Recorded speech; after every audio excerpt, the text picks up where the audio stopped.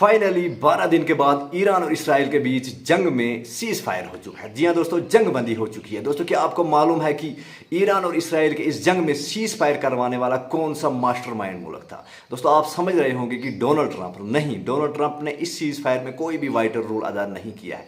कोई और ही मुल्क है जिसने इस सीज फायर करवाने में सबसे बड़ा रोल अदा किया है। दोस्तों, आपको मालूम है कि ईरान और इसराइल के माबैन जंग चल रही थी और अमेरिका ने ईरान के ऊपर हमला कर दिया और दूसरे दिन ट्रंप ने एक ट्वीट किया कि अब इन दोनों मुल्कों को सीज फायर करना चाहिए। लेकिन ईरान ने उस सीज फायर से इनकार कर दिया, ये कहकर कि मैं आपका क्यों मानूं, आप कौन होते हो कहने वाले कि मैं सीज फायर करूं। ईरान ने जंग छेड़ी, अब ख़त्म मैं करूंगा। तो उन्होंने सीज फायर वहाँ पर नहीं मानी और सीज फायर मानने से टोटली इनकार कर दिया।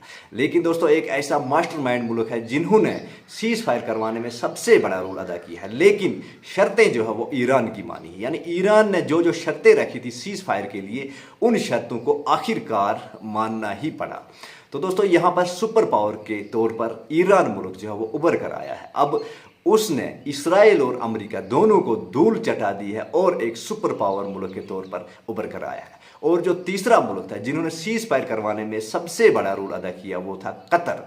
जी हाँ दोस्तों, आपको मालूम है कि पिछले ही दिन जो है वो ईरान ने कतर के ऊपर एक हमला किया, यानी अमेरिकन बेस के ऊपर हमला किया। उसके बाद बहुत सारा जो है वहाँ पर नुकसान भी हुआ। उसके बाद कतर के बादशाह जो है उनके कहने पर ईरान ने सीज फायर करवाया। यानी कतर का जो बादशाह है, उनके कहने पर जो है ईरान ने सीज फायर के लिए माना और मोटिवेट भी हुए।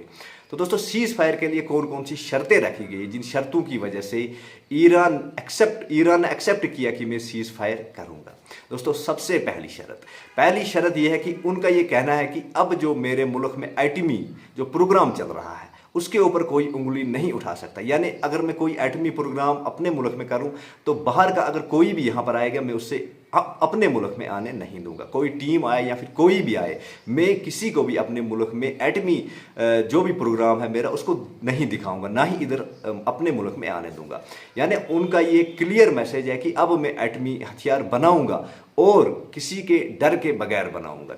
और दूसरी शर्त यह है कि उनका ये कहना है कि फ़लस्तीन के ऊपर जो जुल्म हो रहा है, जो इसराइल फ़लस्तीन के ऊपर जुल्म कर रहा है, उस जुल्म को बंद होना चाहिए। यानी इसराइल से ये कहा कि अब फ़लस्तीन के ऊपर आपको जुल्म नहीं कर रहा होगा। अगर आपने फिर से फ़लस्तीनियों के ऊपर कोई जुल्म किया तो आपके साथ फिर मेरी दुश्मनी वैसे की वैसी है। यानी फिर मैं सीज फायर को नहीं मानूंगा। अगर आपने फिर से एक बार फ़लस्तीन के लोगों के ऊपर जुल्म किया या फिर फ़लस्तीन के धरती के ऊपर कोई जुल्म किया तो मैं आपका सीज फायर फिर नहीं मानूंगा। फिर आपके साथ एक बार फिर जंग जो है वो स्टार्ट हो जाएगी। तो ये दो शर्तें जो थी ये ईरान की तरफ से थी। तो ये दोनों शर्तें जो है ये मानने के लिए तीनों मुल्क यानी अमेरिका, इसराइल और कतर जो है तीनों मुल्क मानने के लिए तैयार हुए। उसके बाद सीज फायर हुआ। यानी शर्तें जो थी वो अमेरिका की नहीं थी, वो इसराइल की नहीं थी।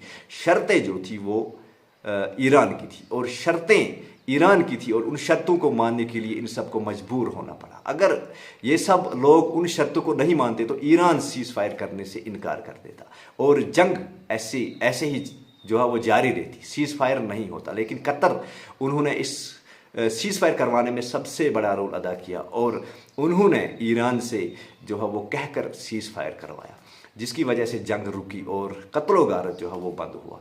दोस्तों, यहाँ पर एक मैसेज देना चाहता हूँ मैं पूरी वर्ल्ड को कि दुनिया में जंग से कुछ भी नहीं होने वाला है। अगर कोई भी मसला दुनिया में है तो वो बातचीत से भी हल हो सकता है। जंग से खाली दोनों मुल्कों के बीच अगर जंग होती है तो दोनों मुल्कों की तबाही होती है। तबाही के अलावा कुछ भी नहीं होता। लोग मरते हैं, फौज मरती है, जो प्रॉपर्टी है वो तहस नहस होती है। लेकिन दोस्तों, जंग से तबाही के सिवा और कुछ भी नहीं मिलता। तो ये दिखाया यहाँ पर कतर ने, और कतर ने सीज फायर करवाने में सबसे बड़ा रोल अदा करवाया यहाँ पर। तो सबसे जो दो शर्तें हैं उन शर्तों को मानकर फिर से सीज फायर करवाया। दोस्तों, अगर आप चैनल में नए हो तो सब्सक्राइब ज़रूर कर लीजिएगा ऐसे ही वीडियोस के लिए, और लाइक कमेंट करके जो है हमारा हौसला बढ़ाने की कोशिश कीजिएगा और अपने कमेंट्स में जो है वो अपनी राय ज़रूर दीजिएगा।